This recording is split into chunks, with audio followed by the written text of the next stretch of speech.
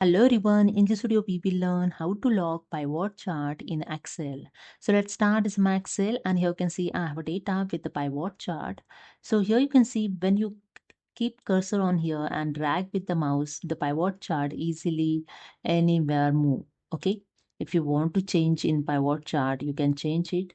Suppose you filters in this data, and suppose I filter here some product and see the changes in pivot chart when I filter it. See, the pivot chart also changed.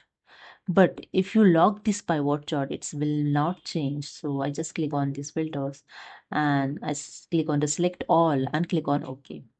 Now I click on the pivot chart and go to the review tab.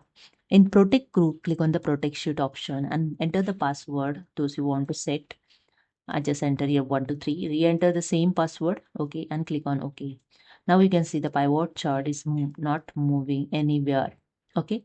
If I filter this product data, suppose I just click on this, here also showing the protected sheet. You can't filter anything and you can't change it the your pivot charts, okay.